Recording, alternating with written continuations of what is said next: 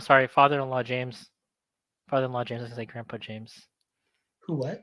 Your father-in-law James now. So your Oh son yeah, got married. right. So yeah. Hey everybody, it's James and Jiggy J, and we're here fulfilling our obligations to our sponsors, right? By doing the show. That's why we Oh, we call it love the Big Shields. Show.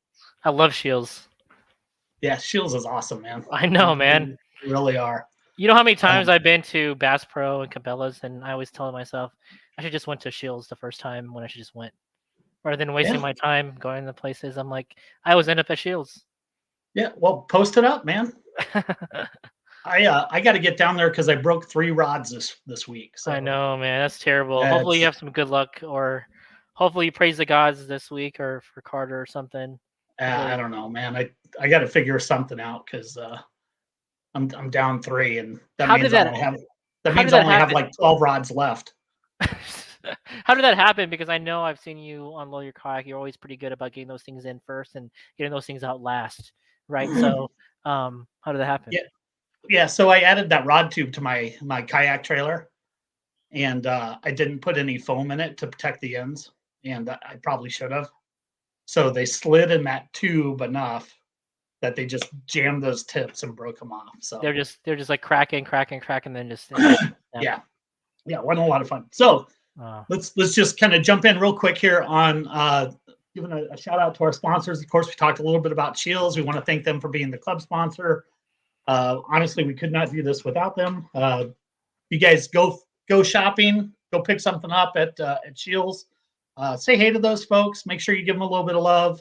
Post some pictures. Give us a post. Tell us what you bought there, and maybe some things that you saw. Also, shout out to Pro Plum, Josh and Ben. Of course, Jay, you know Josh. You know Ben. I've never met Ben. I just talked to Josh like a day ago. Yeah. So, So Ben Peters, he's the owner of Pro Plum. Super cool dude. okay. He's working with me on the Fishing for Families thing, and we appreciate them sponsoring the hourly Big Bass. Well, we appreciate him getting involved too. It's a lot of work, so we Yeah, appreciate you guys. we need to have him on the show because Yeah, he's a why not? fishing guy. But be kind I of mean, fun. sponsors getting on a show. Why not, right? They probably Yeah, don't want to be seen, but pretty big deal. So yeah, yeah. So gotta give a little love to jerseys, right? It's I know it's Ricky's favorite watering hole. It's real close to his house. Monday Night Wings is a good spot for Monday night. I live 2 minutes away, and Yeah, Monday Night Wings they have specials. They used to be yeah. 25 cents. I think they're now 35 cents a wing. So Dude, their burgers, man. Their burgers are freaking the bomb, man. So anyway, great sponsor. I also want to talk about RoboHawk. Got a oh, I need RoboHawk that. hat. That's a cool hat. Yeah. Great sponsor. And they're of course providing us with the RoboHawk bait bucket. You guys probably saw my post earlier this week about that. Hmm. But we're excited to have them. Of course, they worked with Hermson Custom Lures and sent us some swag for our bait buckets this year, Oh, which is cool. And then, of course, shout outs to Starvelli, the Cubano, man. I talk about that Cubano every week. Great oh stuff. man. And of course, American Solutions for Business. It wouldn't be me if I didn't talk about myself. You're the plug, James. Hey, real quick, before we get into our guests, and we got Marty, who, of course, is everybody's friend. Everybody knows Marty, but we also got my brother, Roy, who's joining us tonight. We're going to talk about kayak and water safety, which are kind of important things to me and hopefully to the rest of these guys. And we figure with the weather trending the way it is, warmer air temperatures, now's a good time to talk about that stuff. But before we get into that, I just want to talk real quick about what's happening in the kayak world, some events that are going on. Of course, on the 16th, we have our event out at Carter Lake. I think we only got 8 guys signed up right now. We want to push hard on that one to. Oh, I'm going there. I'm gonna You're get in going? there. Yeah, I'm gonna get in there. That's for sure. Dude, I was waiting till last minute to see how many people are truly interested. But no matter what, I'm gonna be there. So it's yeah, gonna be fun. it'll be fun. I hope to whoop you that day. Well, I want to get my T-shirt. That's really the only reason I want to get Oh, there. So I'm gonna beat you with a red crankbait, man. That's all I want to do. what Nothing else? No other color? Maybe green with I'm the throwing red? red all day, man. Even if it's a different color, I got my magic marker and I'm coloring that sucker in. So I'm gonna say something. I did catch fish over the weekend. It was a combination of red, not just red. And I'm gonna have to plug RoboHawk because after what happened to me this weekend, I'm definitely gonna leash because something. So but yeah, more on that later when we get Okay. to it. But yeah. Okay. So we got that on the 16th. Of course, we got our April online. People are catching lots of fish there. But let's talk about some of the other clubs. Hobie, the 24th and 23rd and 24th of this month. Lake Eufaula in Alabama. They're down there. Bass, Grand Lake Grove in Grove, Oklahoma. Of course, we got a bunch of our guys going down there because they went down to Texas and kicked butt. And, they're trying to get those Angler of the Year points. So we'll miss them on our April 16th, but they'll be down in Oklahoma. All American, 23rd and 24th at Table Rock. Man, are you going? No, I can't. All right, we'll talk about it. You're gonna go. I'll talk to your wife for you because that always works so well. And then Kayak on the 30th. I am going to this one also, 12 Mile Lake over in Iowa. Oh yeah, I'm gonna go to that. This is the reason why I can't go because I'm doing that one and I can't be gone every single weekend. So. Yeah, that'll be awesome. And then the Sticks, of course, is that they got their top 10 Angler of the Year at Burchard, and I think they have a week long or something online that kind of goes hand in hand with that. Miniac, those guys have to wait till May before they can legally chase bass, I guess. I know, man. That's crazy, isn't that? Yeah, pretty crazy. And of course, Kansas Kayak Anglers, they're down at the mine land. I don't know anything about that. I think that's the pits everybody talks about, but sounds they're cool. down there this weekend. So kayak season is here, man. I know, man. You can feel the buzz and online traction that you get on some of these groups is freaking crazy. So people are definitely hyped up. It's awesome. It's awesome. So let's if you guys are online watching this, please jump in, say hey, leave a comment, something like that. Let us know that you're here. And let's bring in Marty and Roy. Hey, fellas. Hey, gentlemen. Hey, Roy. Yo. Did you ever think we'd end up on a podcast together? I did not, particularly one about fishing. I'm an amateur, just recently discovered fishing. So never in a million years thought I'd. So when you guys were little kids, you guys never had adventures to go fishing or plans to go fishing? I mean really not like serious, you know. Yeah. It just wasn't really Roy's thing. Oh. Yeah, and our dad was way into it, and I'm sure there's camping trips and stuff where I threw a line in, but it never was my thing really until about a year ago. So cool, nice hat. Yeah. So now he's a fly fisherman. Yeah. Awesome. Yeah. I live in Lyons, Colorado, and there's it's, as far as I can tell, a pretty amazing river just right across the street. And my brother-in-law is a fishing guide, and my two brothers, Jamie and Billy, are both way into fishing, and it just kind of happened. So could you explain the Lyons region and how it relates to Colorado? We're just so Lyons is about an hour from Denver. It's a half an hour north of Boulder, Colorado, and probably about 30 minutes from Rocky Mountain National Park. But my house is literally, it's a block off of where the South and the North St. Louis River, Rocky Mountain National Park, where they meet.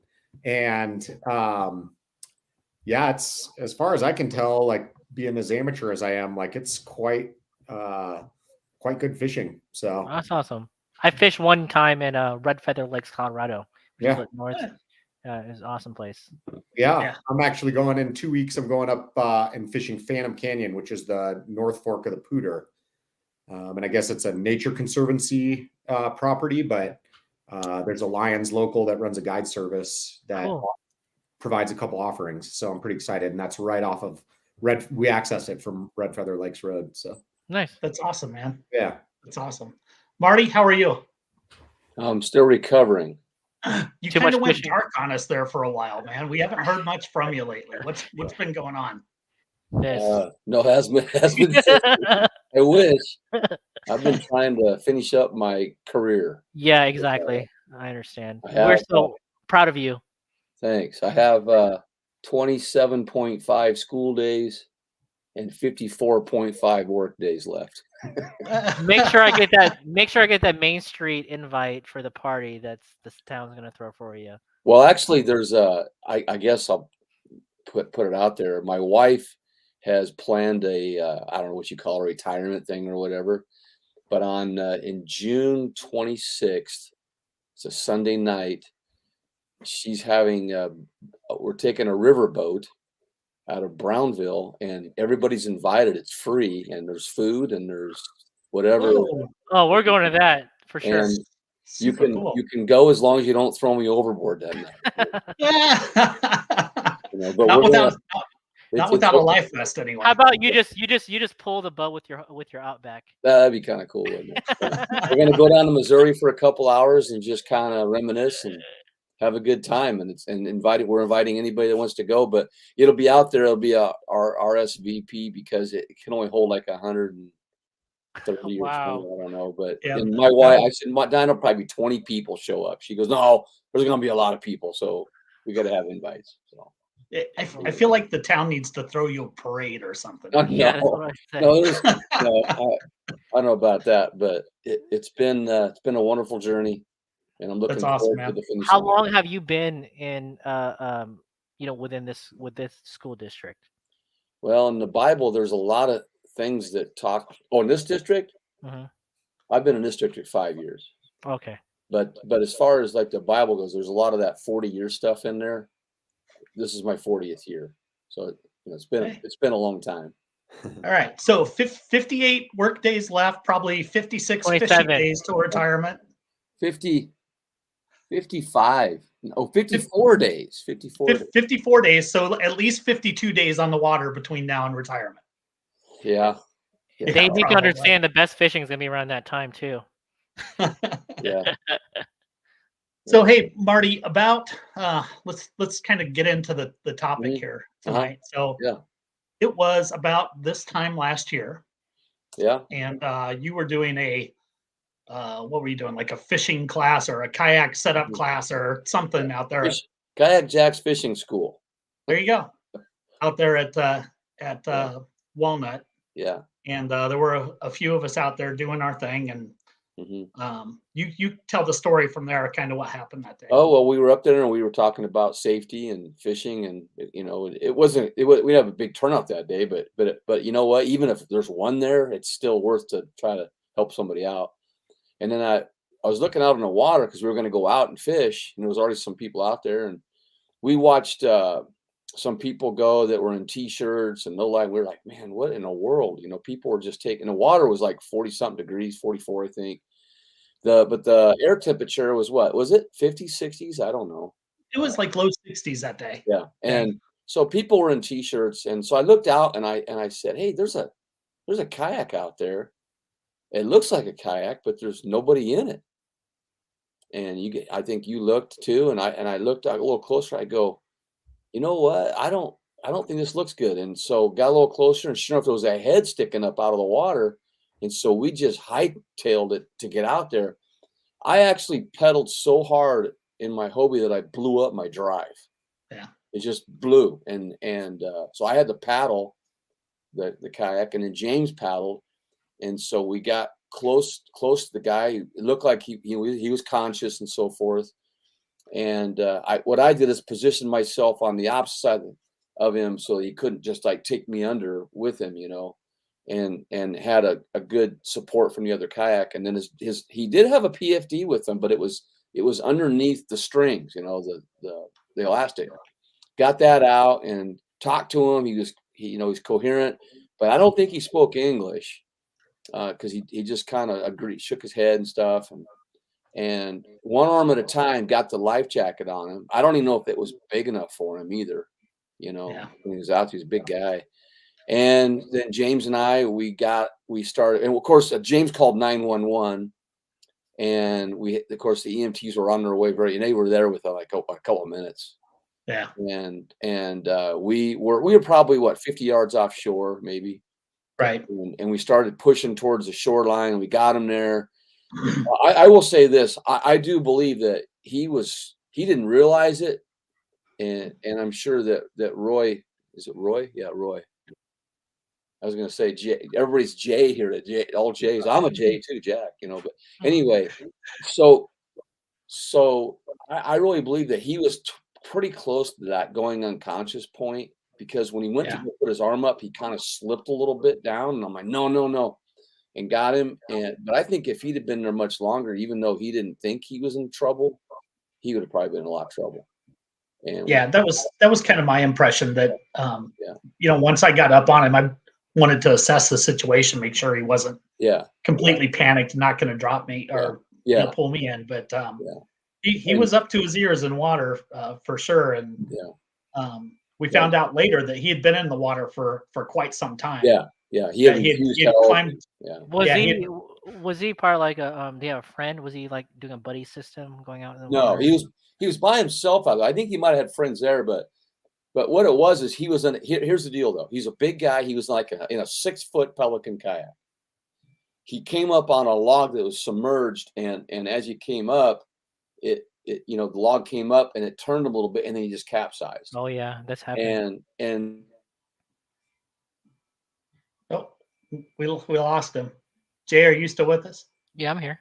All right. So I'll just kind of pick up where Marty left off there until he comes back. But so it dumped him in the water, and apparently he swam over to a tree and was holding on to the tree for quite some time and trying to figure out how he was going to get his kayak boat, back to shore. And being in that water, we figured he was probably in the water for 30 to 40 minutes. Mm-hmm. So wow. And there's no way to counteract you getting back on based on your size and the shape of the boat. It'd be like almost impossible to get back on. He wouldn't have been able to get back in that boat, and I don't know if he'd have been able to swim to shore without losing it. Yeah. Because and of course Roy can probably comment on this as well. Once you get that shock, it's really hard to overcome it.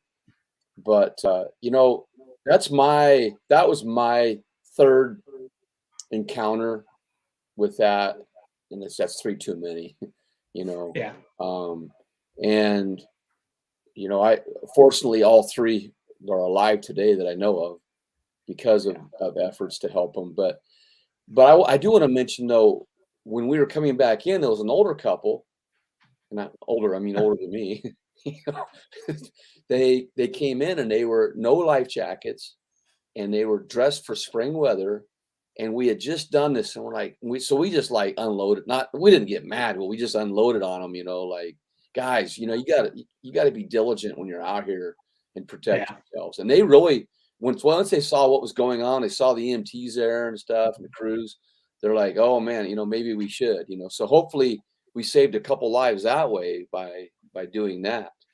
So that's our experience on that. Yeah, I think that definitely had made an impression on those folks, and we'll get more into this later because it certainly made an impression on me. You get that adrenaline going, and man, it's tough to deal with that much adrenaline going. Roy will talk about that later. So let's talk real quick about safety, how we can prevent those things from happening, right? And a couple things that we talked about right away was make sure that you're in the right size boat for the person that you are, right? Mm-hmm. And on that day, that guy was he was probably close to 300 pounds, and he was in a very tiny boat.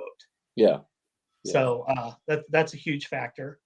And of course the PFD. Mm-hmm. And Marty had mentioned that older couple that was on the water. Well, we're going to back up a little bit because what happened that day is when we got to the boat ramp and we were getting ready to launch, those people were coming in and they didn't have their PFDs on them. And I had said to them, man, you guys are out there without your life jackets. You're braver than I am. The water's cold. And, just kind of like trying to make a point, but keeping it light. Mm-hmm. And right after that's when we saw this guy. So Yeah, and then and we saw him again afterwards. Yeah. There. Yeah. And, Yeah, they stuck around to watch all the stuff. And Yeah. And here's something that really, like, I think I kind of bothers me is that, with COVID happening, there's been a lot more people on the water, right? People buying new water vessels, trying to find ways to get on the water, be by the water. One thing I haven't noticed though is the increase of presence at the boat ramp from people from the state or the city talking about water safety, because you just don't see it. I've never seen it. The only time you're gonna be able to know the water safety is being in a club, being in a group, maybe grew up fishing or know somebody who's a fishing expert.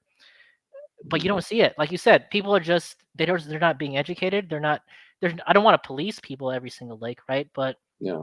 I just feel like once you just establish there's a presence of educational people at the boat ramp, I think that will drive home, because if they're going to go more often, I feel like they should plan. They're going to plan better. Like, the more you know, the better you're going to be, right? So I think it's just that we don't have that here. I live in Sarpy County. There's so many, like Walnut Creek, like you guys been, is 1 minute away from my house.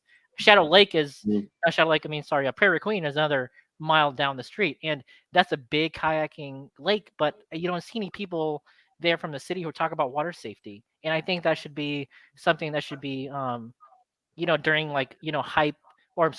high traffic weekends, like around holidays or things. That we should just make a presence, or maybe as a club be around there to help people out. Like, you have your fishing thing, but maybe more just water safety education. I'll say this: the state has a severe lack of resources, right? So it's not up to Douglas County or Sarpy County to control that stuff. That's all on Game and Parks, right? Yeah. We have one Game and Parks officer for all of Douglas County, and one Game and Parks officer for all of Sarpy County. That's crazy. Wow. Yeah, it's crazy. But the state law says you don't have to wear it. Yeah. You just got to have it with you. Exactly. At 12 and under, you got to be wearing it. And I've done a lot of water safety stuff with the Game and Parks myself through the years. And we always made them wear them when they got in the kayaks with the Game and Parks kayaks. But the thing we're dealing with is common sense. Yeah, exactly. And a lot of people feel like, they're not vulnerable to the water. They just see, they only know the water as, oh man, I go there in the summer and I swim in it. It's great. But when you get in the kayak, you have this sense of nothing's going to happen to me. Yeah. And that's where it gets dangerous. In the leading cause of death in water fatalities is now kayaks. If you go across the board and look at the stats from state to state, and in Nebraska, the leading cause of drowning or death from boating fatalities is a kayak. Yeah. And so that's where we're at. And of course, once we get into it, I have some ideas, you guys, that might help people. So yeah, me too. Roy, being in Colorado, it's a little bit different out there, and I know you're not necessarily a kayaker or a paddle boarder, but what do you feel like the attitude towards PFDs is different in Colorado? Do you see? When you go out and you're out on lakes and rivers and that sort of thing, what's your experience like? Are you seeing people wear them on the water out there? No, definitely not. Billy, Jamie, and my other brother, we were just down on the San Juan River in New Mexico, and PFDs are required. And I would say maybe only a quarter of the people were actually wearing them. And I'm equally guilty, right? Super calm water. My guess, I didn't check the water temps, but probably mid 40s, high 40s.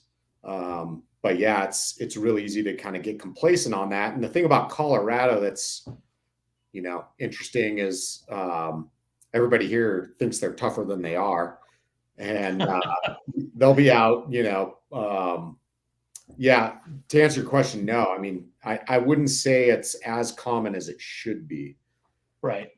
And I agree with kind of James was saying, as far as like the resources, there needs to be more education and then personal responsibility and kind of culture change within the industry and the fishing culture, right? Like there's no reason. You saw it with bike helmets, right? Like kind of used to be poo-pooed to wear a bike helmet. when you're biking, when you're roller skating or whatever it is, right? And then something happened in there. They figured out how to change that culture to make it normal. So it just needs to be normalized, really, is what it comes down to. Yeah. I think that's a great point, and I'd never really thought of that. But when I was a kid, I'd ride my bike and do wheelies and go off jumps, and never thought of a helmet. And now everybody's wearing a helmet. Yeah. So it is a culture change. So Roy, I want to tap real quick into some of your training and expertise. We're, and you guys get this. You get those nice days out there in Colorado. Yeah. And your water never really warms up all year long. But you go in the water, let's say it's 70 degrees outside, 75, and that water's 50 degrees. Yeah. How long does it take hypothermia to kick in, and what do the symptoms of hypothermia look like? Yeah, it's incredibly quick, especially when you're wet. I just learned something super interesting actually listening to a fishing podcast. Is that wool? I don't know how much you guys wear wool, but it has exothermic properties. So when it gets wet, it actually heats up. Really? Yeah, so I've actually started just wearing wool, long underwear, socks, and bottoms and top whenever I'm going out this winter. But to address your question,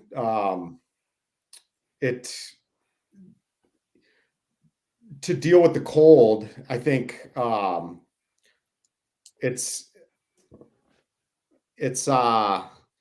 I think people need to recognize that the hypothermia can set in within minutes. I cracked a leak in my waders, and it was unbelievable. It was probably within 10 minutes that I lost the feeling in my toes. And I think that what people need to recognize is that it can only take minutes to have hypothermia set in. And when you start experiencing hypothermia, you deal with cognitive disrepair, like you start losing the ability to rationalize what's happening. You start actually the sensation starts to feel that like it's warm. You can't answer questions appropriately. You just start making bad decisions exponentially. Let me ask you a question. Is it the rate of which your body temperature drops, or is it at a point where it reaches a certain temperature in your body, then you start having cognitive impairment and motor skill malfunction and those type of things? Yeah, I don't know. That's as far as like the rate at which it happens, I don't know how much that matters. I would guess anecdotally that it's just a certain temperature, core temperature is when you start having that loss of cognitive ability. So if it's a cold day, like winter, like the enthusiasts here are all trying to do it in the winter, and you're already going out chilled, right? You're already kind of got that chill, winter chill, and then you get a little damp, whatever it is, you're standing in the water too long, something gets wet, and it pretty quickly starts to compound on itself, right? And again, you just start rationalizing it, or thinking it's okay, or that you'll tolerate it and you'll warm up when you get in the car. And I think there's like a critical tipping point where all of a sudden now, your kayak rolls, or you drop your paddle, or whatever it is, right? You drop your lure in the water and you try to get it out, and you get wet. And then all of a sudden you just tip the scale to that detrimental point. And I think that's what happens to a lot of people. And my background prior to becoming interested in fishing was like being in the mountains and climbing and skiing and things like that. And it's really well known in those sports that like it really is disciplined maintenance on making sure that you're maintaining everything, your humidity, your dryness, staying dry, your core temperature, your fluid intake, your calorie intake, all those things. Like it's not one event that leads up to it. It's a series of small events that cause something to happen that goes sideways on you. Yeah. So a lot of preparation Yeah. With your outdoor activities, whether it be climbing or fishing. And Marty, let's jump back to you and talk a little bit about preparation. I know some of the things that you're a fan of, dry suits. Yeah, somewhat. I will tell you that I'm very uncomfortable with rubber gaskets. I get claustrophobic, Yeah. and so it's really tough.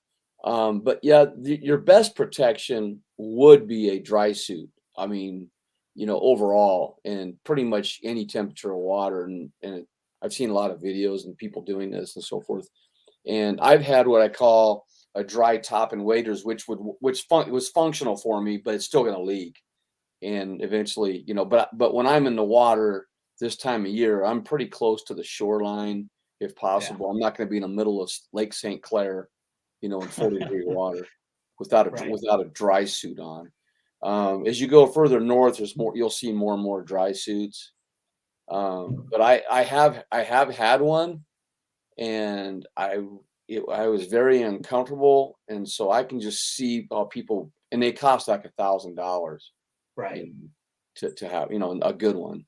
So, I mean, your next bet is to just, I don't know if it's late. I'm not going to comment on what you should wear on that. I just know that being diligent and following, probably most likely the best rule you can follow is the 120 rule. And that is the air temperature and water temperature combined.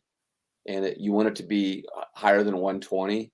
If you fall in the water, if it's below that, you're unless you're rescued immediately, you're in trouble, without the proper gear on.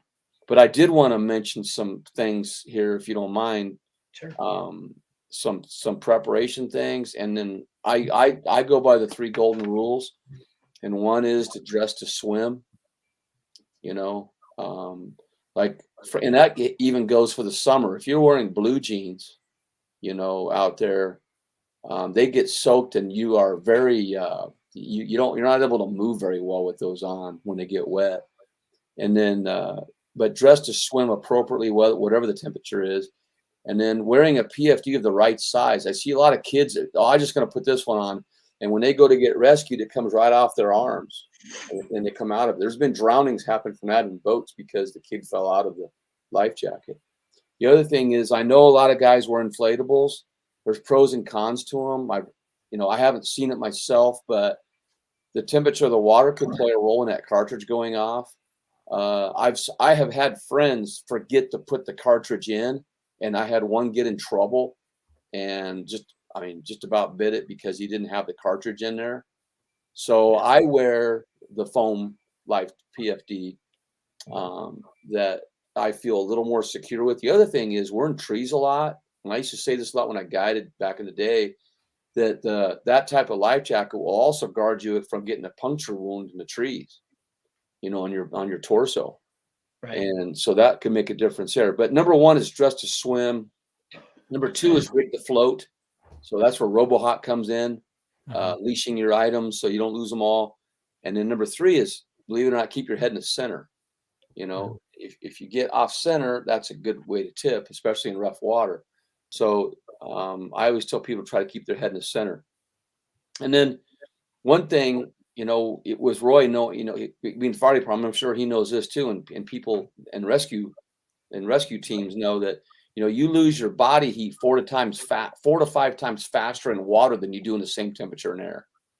Wow. So if the water is 50 degrees and the air temperature is 50 degrees, you're going to get colder a lot faster in water than you are in air because of the density of cold around you. And then water temps below 60 are immediately life-threatening. And so, the cold shock, you can lose breathing control, heart and blood pressure can be affected. So that's where that 120 rule comes into effect. So here's some tips. Is that okay to give some tips to people? Yeah, please. Please.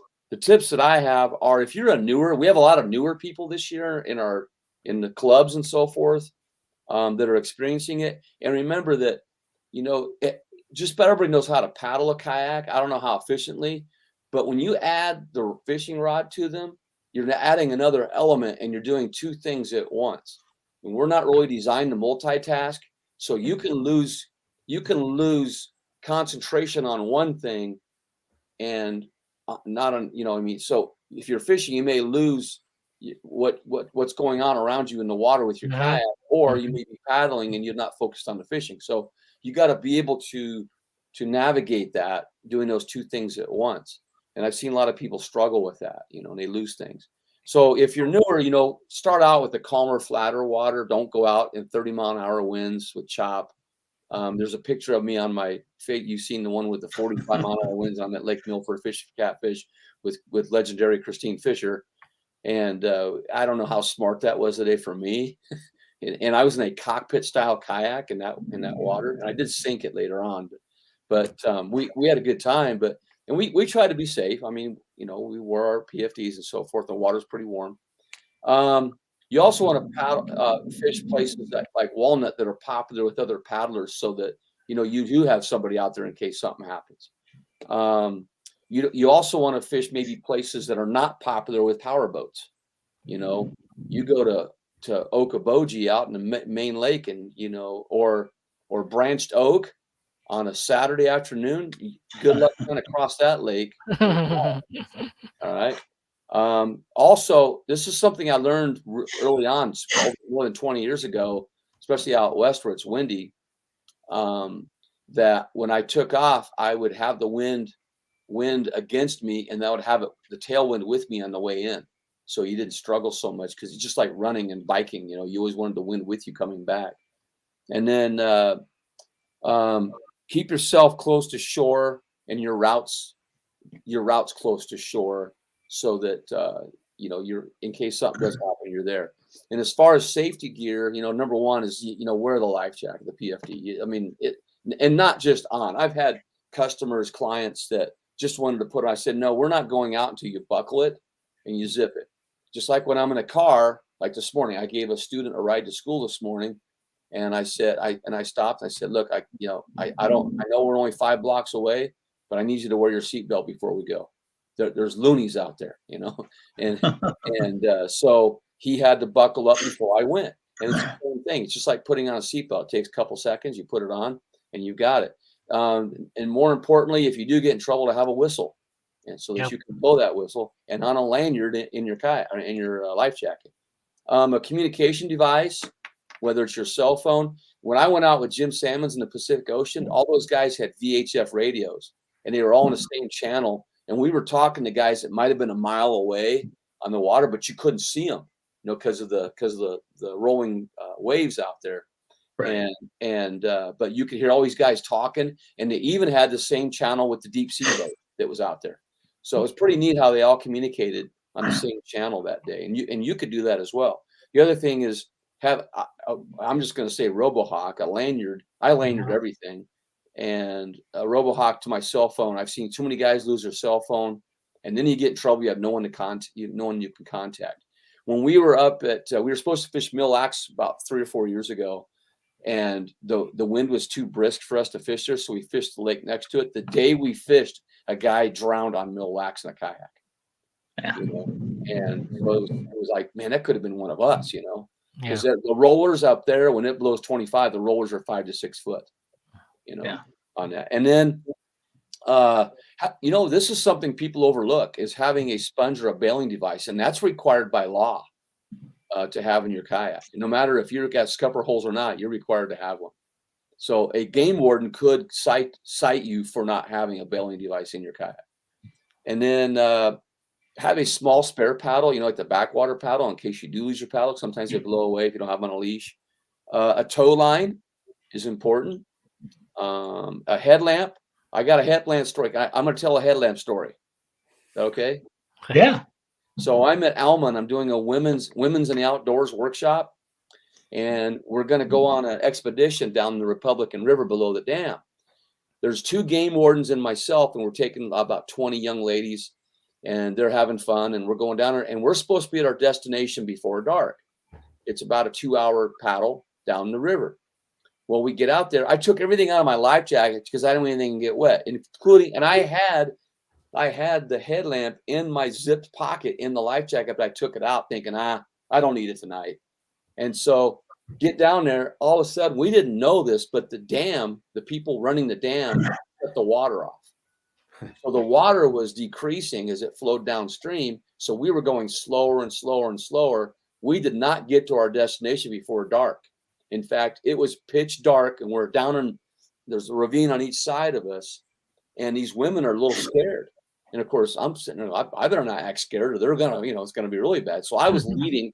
There was a game warden in the middle, and there was a game warden in the rear. Well, and it was pitch black, no moon, no nothing.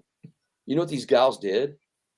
They took their bras off and tied the kayaks together so that we couldn't lose anybody. Because it was that dark. We didn't want to lose anybody. So we had no rope. So they tied their bras to each kayak. And then when we made it in, we were all this big, long train of kayaks. Long story short, we made it. Next morning, we walk into the mess hall, and the game wardens and myself, and we get a standing ovation for saving their lives. Oh, wow. Hey, on a side note, Ricky took his bra off and tied our boats together. That's awesome. I wanted to add to that a little bit too. Is one item is called a brush. Have you heard of a brush grip, where you can kind of take it and then clamp it to like a tree? That's been very helpful when I first started kayak fishing before I pedal kayak. Is that you paddle all to your spot, and then the wind picks up, and you kind of you kind of get tired. You need to have a way to be able to anchor yourself if you don't have an anchor or somewhere safe, and that's saved a lot of days for me fishing and energy. And on that though, when you do that, I've done that too, is I have an anchor trolley on one of my kayaks for that, because if you clamp it on a tree and you're sideways, the wind comes up, you could tip your kayak. Yeah, exactly. But you want to have it at an angle behind you or in front of you so that you don't tip on that. Okay, I got a few more things.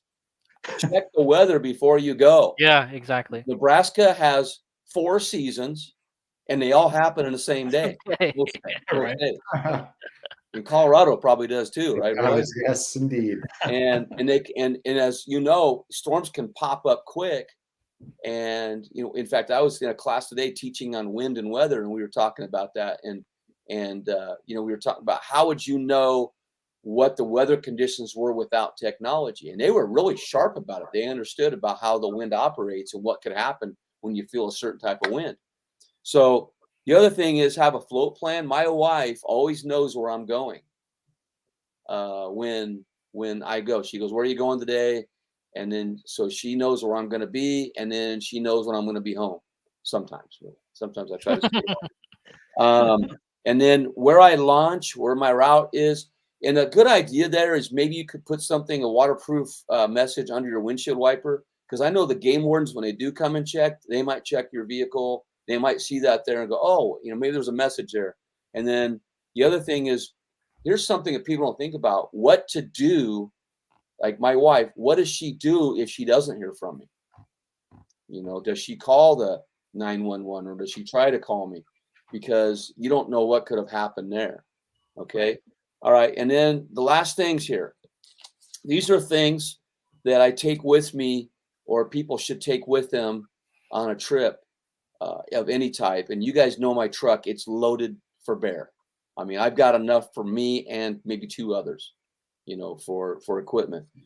First aid kit. I have a checklist on my phone of things that I want to bring. And so I make that in the winter times, knowing what I'm going to bring. And I can uncheck or check it on my phone. A bag with extra clothes and a towel. Not just for you, but maybe somebody else that gets wet. Can I do a shout out real quick? Absolutely. At the All-American, CP fished part of day 2, and he had to go home. He pulled out a bag full of clothes and gave me his frog togs. And at the time, I never thought about, because who fishes in the rain? Well, I'm part of a tournament I paid for. I have to fish in the rain. Well, he gave me his frog togs, and I ended up cashing a check that day, because he was prepared, and he wanted to give it to me because at least I was going to fish and maybe have a chance at it. And if it wasn't for that, I mean, the water temp was like 30 or maybe 40, and it was like 50 degrees when we were doing the All-American in the morning. So it was super cold, and I was super Yeah. happy he had that. And a lot of times, like I was a football coach at one time, and what I would do too is like we played these cold games. I had the kids always bring an extra pair of socks and an extra undershirt underneath, and they were like, "Why?" I said, "At halftime, I'll tell you." And they come in with frozen toes and wet underneath, and so I had them all changed. We killed the team in the second half because all they were worried about is their frozen feet. We had nice, toasty, warm feet from the halftime. You see, so those little things give you an edge in sports, but it'll also give you an edge in the outdoors. And then hand warmers, I've always got a bunch on hand, because your hands get cold real fast out there. A knife, a hat, bandana, buff. I always have an extra poncho in my kayak for somebody or myself. Extra battery charger in case your phone runs down. Believe it or not, here's one: a mosquito net for your head. I have one of those with me.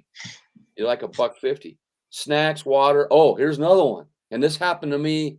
I was very ill last week, and I tried to go fishing. I couldn't keep anything in me, so I went through a whole roll of toilet paper while I was kayak fishing. Out in the shoreline. So, yeah.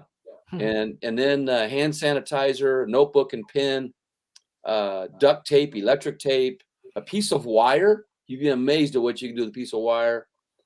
Fire matches, sun protection. So those are some things that I have, and I got much more than that. But I just wanted to let people know that it's not just a PFD, but there's other things that you can survive with, in the outdoors when you're there, because the elements are tougher. We think we're pretty tough, but those elements are a lot tougher than we are, and the weather can change so rapidly for you. The other one I'd add, Marty, that comes from my climbing and mountaineering background is jet boil or a small stove. Yeah, I've got those too. The jet boils, but they're super small. It's like the size of an Nalgene water bottle. Yeah. And boil some water, get some warm fluids in you. You can purify the water by boiling it.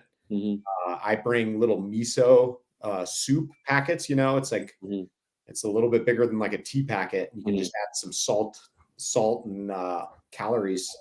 Nice. And that's a huge benefit if you find yourself in a weird situation or need some water and some calories. Yeah, you bet. And I've got a stove and a backup little mini stove with my stuff. Now here's something. I don't know. You're a first responder, Roy. But what I've told people, and what I had to do for someone once, was they got wet in the cold, stripped down naked, dried off, got in the car, turned the heater on. Yeah. And that's how we got warmed back up. They got wet. And then Jane Moore did ask a squirt gun count for ability advice. I don't know if it might go into the water, but that squirt gun might be able to fend off some fish that get too close fishing to you. Yeah, I saw something when I went to the Omaha Sports Boat and Travel Show that I thought was a good idea, and the Coast Guard was there, and they had a booth, and they had reflective stickers to put on your paddle. Yeah, cool. Just another way to signal for help. So, and the other thing I wanted to talk about was, and you had mentioned a knife, and I don't carry one, but the more I think about it, the more I want one, because I worry about something happening, me tipping. My rod's going, but I'm catching a hook in the thigh, right? I'm catching a hook in the thigh, and my fishing rod is 20 yards behind me. That's a little bit of a scary thought to me. I do have something. I do have something for that, James. I have these things connected to my PFD that basically cut my line, so it can be braid, or it does. I just pull it out. Another thing I wanted to add is, like, if you have your phone before you got in the water, you can actually go on your Google Maps and drop a pin right where you're launching and share it with, say, you're going out with your, like you were talking about with your radios. So that way you know exactly where you launch from, or maybe where you're at in part of a lake. And on that Coast Guard deal, though, they give out those orange stickers you can put in your kayak, and you can write your name and phone number on there. And I've got one of those in my kayak. They do wear off. The writing wears off after a while, so you got to redo it. But those are a great way. And I pass those out to people all the time when I get them. Yeah, for sure. So, quick question. We're going to backtrack here a little bit. So, you're a new angler or a new kayaker or a paddleboard or whatever. You're not really prepared. You're out on let's say Horsetooth Reservoir in Colorado, and you get in the water, and you're 200 yards from shore. What's your advice, Roy? Stay with your boat, make a swim for it. What? No, stay with the boat. Well, let's even Right. back up even further. Is wear a PFD. Right. You know, all these things we just talked about, right? Wear a PFD, let people know where you're at. Go out with somebody else, right? Like if you're new at this stuff, like there's resources out there to help you get into it. But if you're for some reason you're by yourself, you find yourself flipping, definitely stay with the boat. And yeah, I think having the PFD is the biggest one out of Have you all. seen? There was a post on some other fishing page about different type of float devices, like ones that go around your waist, the ones that go over your shoulder. Which is the preferred PFD, or what's considered legal when it comes Yeah. to flotation devices? As far as that relates to fishing, I can't totally speak to it. I'll say every incident that I've been on with somebody dealing with a water emergency, they didn't have a PFD on. I have yet to respond on an emergency where somebody had a PFD on. Okay. My guess, based on just my little bit of experience, is it's the Coast Guard approved ones, right? So yeah, Coast Guard approved, something that's going to roll you over if you're unconscious, keep you face up. Yeah. You know, but I'm changing my life vest this year, but you know, I was the auto inflate guy, and I don't know if I'd do that again. You know, Well, on that, James, you know, like in mine, I have all these zippered pockets. I can put all that stuff in there. Right. You know, the knife and the whistle and like lures, I can stow my phone away. Everything's stowed away in there. Yeah. Yeah. So stay with your boat. Yeah. Signal for help is probably the first thing, right? Like, you know, Have a buddy. Wear the PFD. Have a buddy. Call someone if you can call someone. Blow that whistle, get some attention. Yeah. Use that reflective sticker on your paddle. Yell for someone, something to get some attention to you. Yeah. So, and when it was probably 20 years ago, but me and a buddy were fishing in a small John boat, and he was a big guy, and he stood up and dumped us in the middle of this pond. And it was early April in Colorado, and neither one of us had PFDs on. And but I had water safety training, water rescue training, so that kind of kicked in. But he wanted to make a swim for it, and I was like, let's stay with the boat. And like we kind of like we're on opposite sides of the boat and holding hands across the boat just to keep ourselves, and then just kind of paddled back to shore like that, because I didn't want to. He wasn't a strong swimmer. I didn't want to lose him. Yeah. Wow. Anyway.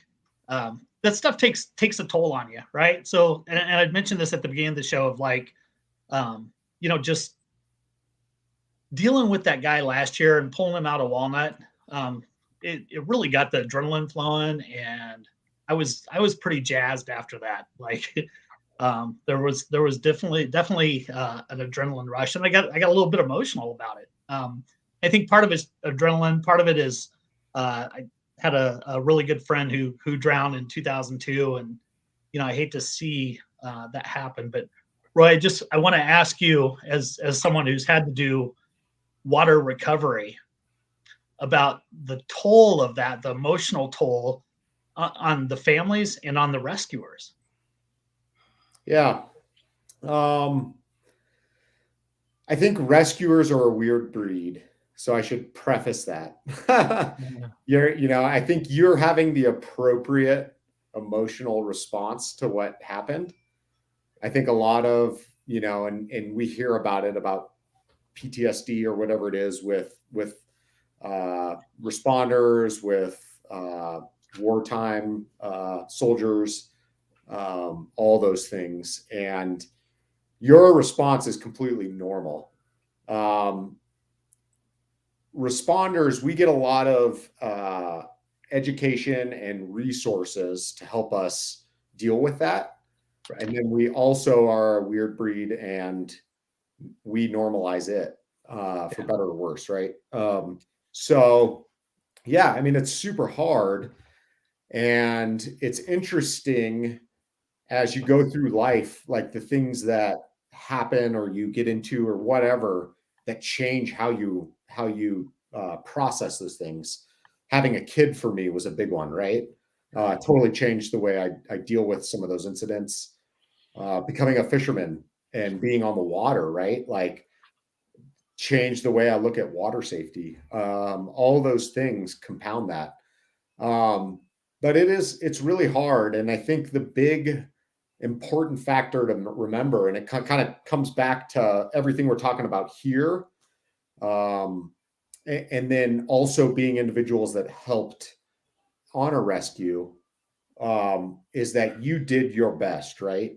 You did your best in wearing the PFD, wearing the right clothing, being prepared, having all the right equipment, like, because the last person you want to be is the person that had an accident but didn't take anything to help prevent it. The person that watched the accident happen but didn't do anything to help, right? So, and I think that's a big piece for helping everybody deal with it and process it, was that you can feel internally like you did the best you could, right? Right.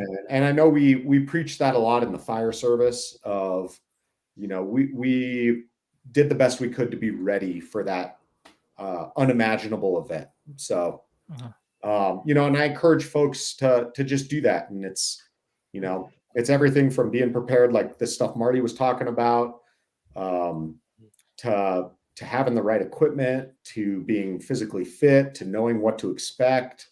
Like you just gotta do your due diligence, right? Yeah. So that's my take on it. I just wanted to add something too. As the water temps rise, we have a lot of grass that grow, and a lot of bass fishermen, we like to go towards that grass. So what Marty was talking about earlier about saying shallow, sometimes the shallow has a lot of grass and you can get stuck in that grass, right? You put a 3/8 ounce bait out in the grass, it's hard to rip it out. Imagine if you fell in shallow water with a lot of grass. It's not the same if you fell in open water.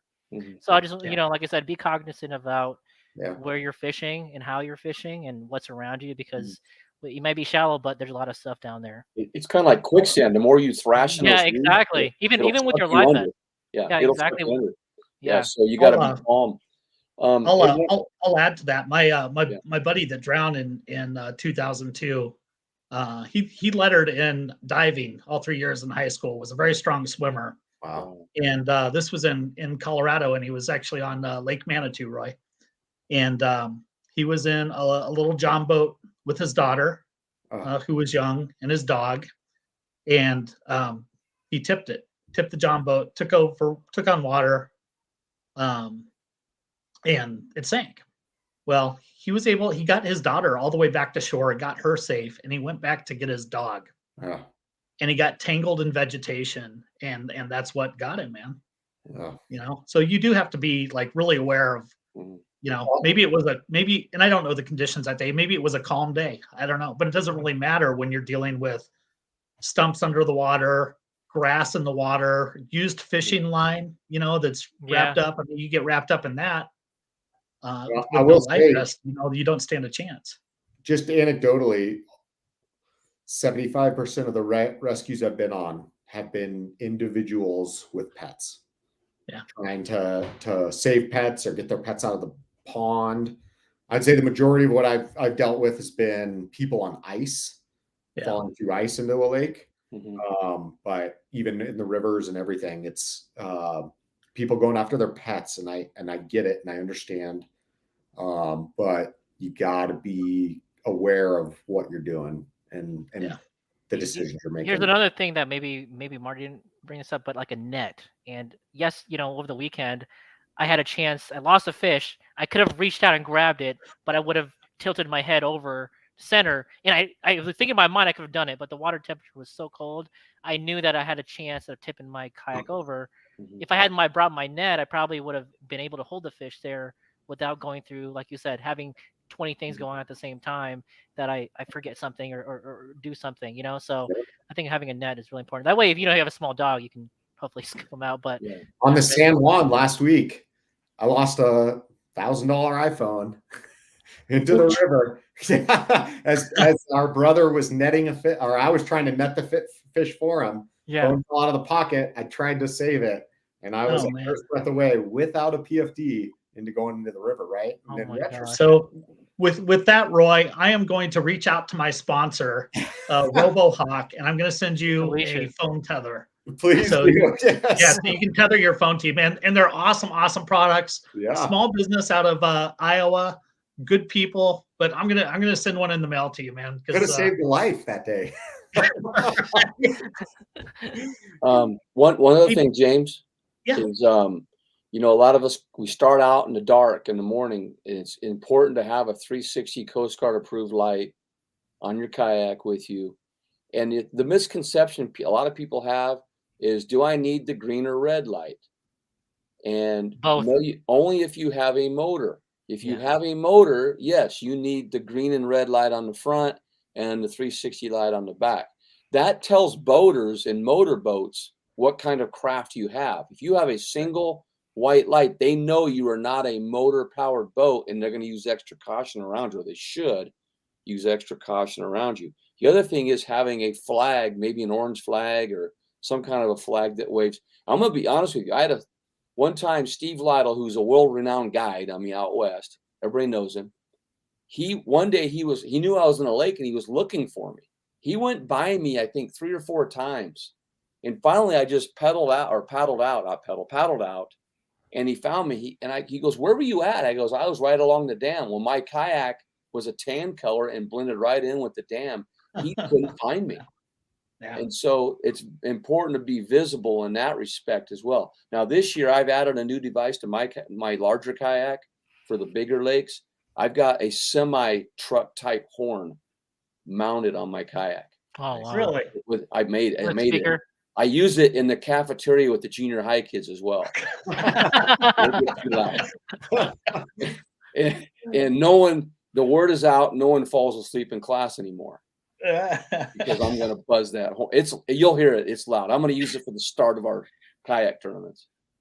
That's awesome, man. Well, hey, if you're fishing April 16th at Carter, we can use that because we're doing a shotgun start that day. So that would be a great one to. I'll bring it. And then awesome. one quick thing too is, is you guys here and others, I bring enough stuff. If somebody forgot something, whether it's a PFD, I have lots of boards, paddles, whatever it may be, please send them to me. And I even have an extra 360 light as well now.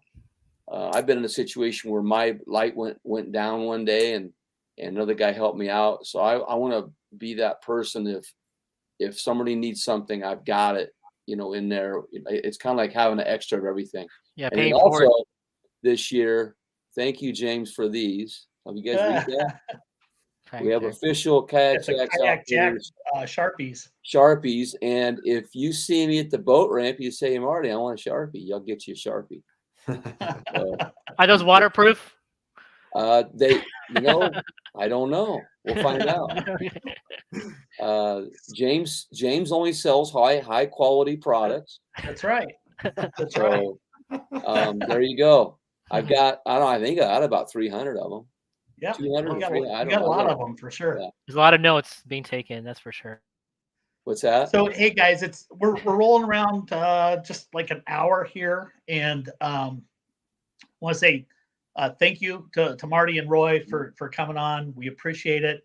We do these shows every week, and I kind of thought we'd have a little bit of kind of low viewership for this, just because we got some guys who've been around for a while, and it's been kind of low. But I think, we talked about the state doesn't have the resources for game wardens to be at every lake all the time. So I think we have a little bit of responsibility there to kind of share some of this knowledge. And we don't have to be jerks to anglers or to boaters or paddle boarders. I think what Roy was saying, change the culture that we have. Yeah. Yeah. I think there's a great way, but I think, this will be a show that we do every year, that we will talk about every year with Central States because it's that important. And I would hate to have an event where we're ending the day calling somebody's spouse or dragging somebody out of the water or searching at midnight with flashlights for someone. I mean, we just don't want to do that. So take some of these things that we talked about tonight, put them into practice, be safe out there, have fun, wear your PFD all the time. Chris Noyes, I'm talking to you, wear your PFD all the time. And I think that's it. Anything you guys want to add before we sign off here? If guys need to share this episode, especially, maybe if it's shareable on the Game and Parks website, their Facebook page, Hunting and Fishing Brag Board. If I think people would be, I know we have sponsors and stuff here, but still the message is clear that let's have safety first for people, and so that we can prevent these things from happening. I want to say we appreciate your guys' experience on and off the water, because it just takes preparation and knowledge, and like you said, some common sense. Here, one more thing. I don't know if you can see it. It's right up there, right there. That's the cover of the State Fishing Guide in 2017, and I was on the cover of it. And so I said later on, well, I bought a $300 ad for the inside. All right. And so I use this at school all the time. I bought a $300, and I use it for kids about following rules. I said, do you think they'd put me in the cover if I didn't follow the rules? But I paid $300 for the one on the inside. Well, I asked the guys, I said, why did you use my picture on there for the fishing guide? And they said, you were the only, this is back in 2017, mind you, just 5 years ago. They said, you were the only photo we had of someone wearing a PFD in a kayak. Yeah. Does that catch your attention? Yeah. And so that was a message to the public, of a subliminal message of wearing a PFD while you're on the water. Yeah. I mean, I think that's the big thing, right? Like we're seeing it here. We're realizing it because of our experiences. Yeah. Is that, it's not worth it, right? A PFD is easy, right? Yeah. It's easy to wear. There's no reason to feel like we can't do it when the benefit it can add. And then that needs to be the norm, right? And we need to spread that message of it's not worth it. I feel like, I don't know if it's me, but I feel like I'm Superman putting on my cape when I put on my PFD. I just have some sense of I don't know, passion about what I do that it means a lot to me when I put on my PFD. It's Jiggy J Man. Live to fish another day. That's right. Live to fish another day. Roy, shout out, brother. I appreciate you, man. Yeah. You are my hero, brother. I really appreciate that. Brother. I mean that. Appreciate it. Yeah, keep doing what you're doing, and I know your job's not always easy, but we do appreciate you, and I do appreciate you coming on and hanging out with us today. Yeah, this is awesome. Thank you. Yeah. Thank you, Marty. Thank you. We'll see you on the water soon. And Jiggy J, pictures or you never caught that fish, bro. That's what I'm saying. Hey, somebody was there who saw me catch the fish in real life, 100 yards away. Right on, guys. Hey, it's been a blast. Appreciate you guys. Everybody have a good night, okay? See ya. See ya. Hey, that was awesome. That was a good show. Yeah, we had some good experience, and very, I wouldn't say serious, but like, it was what people wanted to hear, I think, and what people needed to hear. Yeah. There weren't a lot of people watching tonight. There was like 8 at one time, and that was the most. Oh, really? But it's because we have, I think, it was, the point was made, like, we should go share this with other groups. Yeah, we should. I think we should. But how do you do that without, I don't know. How do you share this with other groups? Yeah, you just share it on their Facebook page, Yeah. I mean, I guess I just don't care. Like, if people want to be like, oh, he's such a nerd. You're really good. You're really good at highlighting.